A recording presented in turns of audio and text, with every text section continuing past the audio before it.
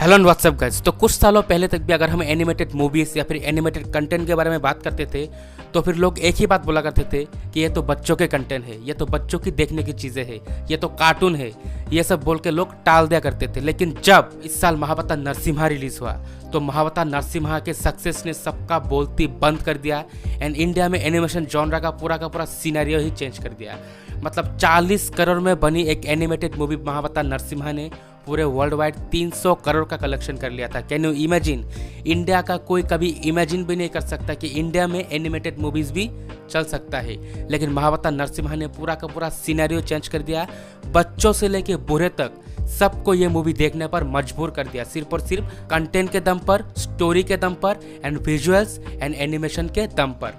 तो महावतार नरसिम्हा ने इस साल एक बेंचमार्क क्रिएट कर दिया, इंडिया में एक हिस्ट्री क्रिएट कर दिया। अब इंडिया के पब्लिक एनिमेशन जॉनरास के कंटेंट्स को सीरियसली ले रहे हैं। अब इंडिया में धीरे धीरे एनिमेशन जॉनरास पे बढ़िया कंटेंट बनने लगे हैं। इसी साल हम एग्जांपल के तौर पर देख सकते हैं, पहले आया महावतार नरसिम्हा जिसने हिस्ट्री क्रिएट कर दिया। उसके बाद डेमन स्लेयर इन्फिनिटी कैसल नाम का एक एनिमे मूवी आया, ठीक है।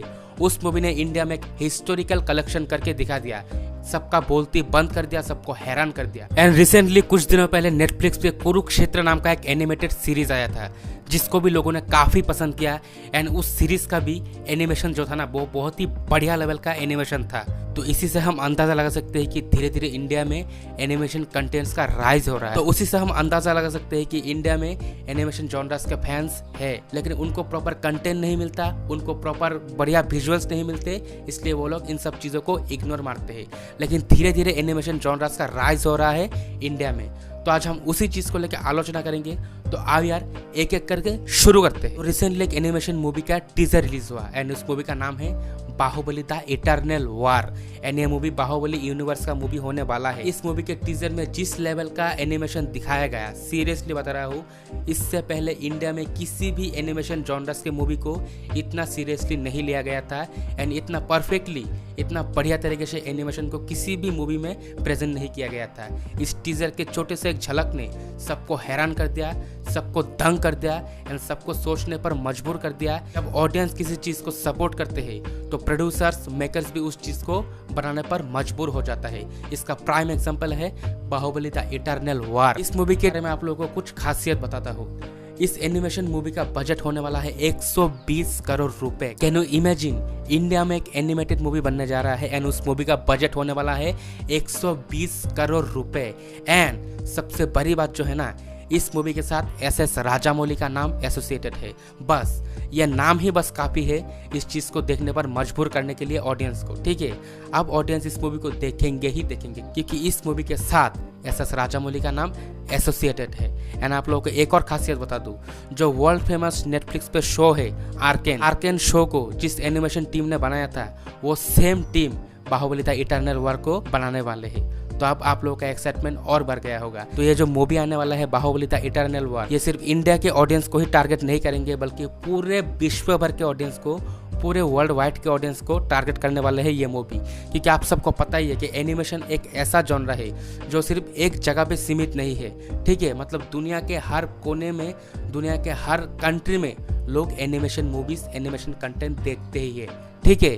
मतलब एनिमेशन जॉनरा जो है ना वो पूरे वर्ल्ड वाइड में बहुत पॉपुलर जॉनरा है। इसी साल एक मूवी रिलीज हुआ था, चाइनीज मूवी, जिसका नाम था ने झा 2। उस मूवी ने पता है कितना कलेक्शन किया था? उस मूवी ने कलेक्शन किया था $2 बिलियन। Can you imagine? अब आप लोग इसी चीज से अंदाजा लगा सकते हो कि पूरे वर्ल्ड वाइड में एनिमेशन जॉनरा का कितना ज्यादा पॉपुलैरिटी है, ठीक है। बस इंडिया में ही एनिमेशन जॉनरा को ज्यादा सीरियसली नहीं ले रहे थे, लेकिन अब इंडिया में भी एनिमेशन जॉनरा को धीरे धीरे लोग सीरियसली लेते जा रहे हैं। और देखो, सदियों से इंडिया में हर तरह के मूवीज बनते आ रहे हैं, ठीक है। वो चाहे हॉरर हो जाए, थ्रिलर हो जाए, रोमांटिक हो जाए, एक्शन हो जाए, मास मसाला फिल्म हो जाए, हर तरह के फिल्म्स इंडिया में बनते आ रहे हैं। लेकिन एनिमेशन ही एक ऐसा जॉनरा था जो कि एक नीश जॉनरा था जिस पे लोग पैसा इन्वेस्ट करने से पहले 10 बार सोचते थे, ठीक है। मतलब जिस चीज़ को लोग लिटरली इग्नोर मारा करते थे कि ये बच्चों का कंटेंट है, ये कार्टून है, ये है, ये वो है, ठीक है।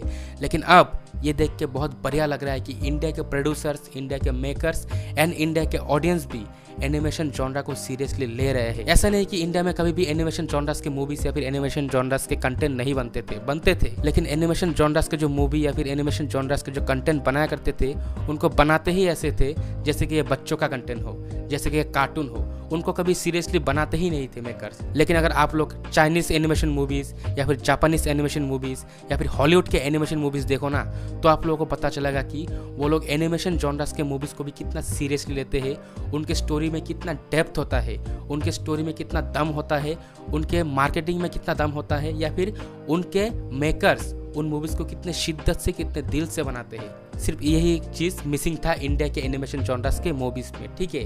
लेकिन ये चीज़ धीरे धीरे इंडिया में राइज होता दिखाई दे रहा है। तो ये चीज़ इंडियन फिल्म इंडस्ट्री के लिए बहुत बढ़िया साइन है, ठीक है। क्योंकि एक इंडस्ट्री में, एक देश में हर तरह का मूवी बनना चाहिए, क्योंकि एक देश में, एक कंट्री में हर तरह के मूवीज देखने का एक अलग अलग ऑडियंस होता है, ठीक है। आशा करता हूँ कि ये लोग बाहुबली द इटर्नल वॉर को टाइम लेके बनाए, टाइम लेके ही बनाएंगे, क्योंकि इस मूवी के साथ एस एस राजामौली का नाम एसोसिएटेड है एंड ये मूवी 2027 में हमें देखने को मिलेंगे। तो मैं चाहता हूँ कि बाहुबली द इटर्नल वॉर के स्टोरी में इतना ज़्यादा डेप्थ हो, स्टोरी में इतना ज़्यादा मैच्योरिटी हो कि लोग देख के लिटरली कहे कि ये होता है मूवी, ठीक है।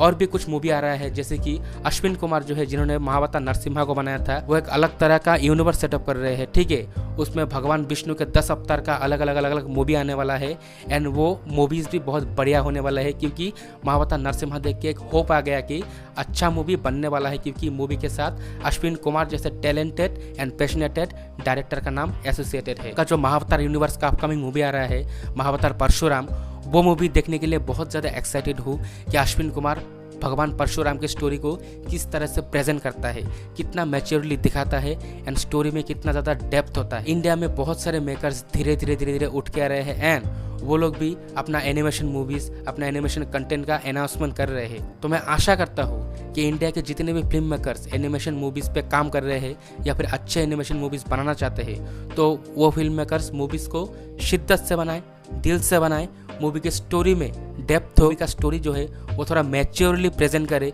ठीक है। मतलब देखने से ऐसा ना लगे कि एक चाइल्डिश मूवी है, ठीक है। उनको थोड़ा मैच्योरली डील करे उनके साथ एंड सबसे इम्पोर्टेंट एनिमेशन जो है उन पे वो पूरी तरह से ध्यान दे, ठीक है। क्योंकि जापानीज एनिमेशन, चाइनीज एनिमेशन जहाँ पे पहुँच गए हैं ना, वहाँ तक पहुँचने में इंडिया को अभी भी बहुत साल लगेंगे, ठीक है। लेकिन धीरे धीरे ही सही इंडिया एक ना एक दिन वो एनिमेशन जॉनरास को टच कर लेंगे, ठीक है। क्योंकि इंडिया के फिल्म मेकर्स में जुनून है, जज्बा है, ठीक है। तो यार आज के लिए बस इतना ही, मेरा यही टेक था एनिमेशन जॉनरास के मूवीज़ को लेके। तो मैं दिल से बहुत ज़्यादा खुश हूँ कि इंडिया में धीरे धीरे एनिमेशन जॉनरास का राइज हो रहा है। तो आप लोग अगर इस वीडियो से सहमत हो एंड मेरा राय अगर आप लोगों को पसंद आया हो, तो फिर आप लोग अपनी राय कमेंट सेक्शन में रख सकते हो। एंड आप लोग इसी तरह के मूवी रिलेटेड वीडियोज़ देखना चाहते हो तो फिर मेरे चैनल को सब्सक्राइब ज़रूर करना। तो फिर मिलेंगे, खुश रहो।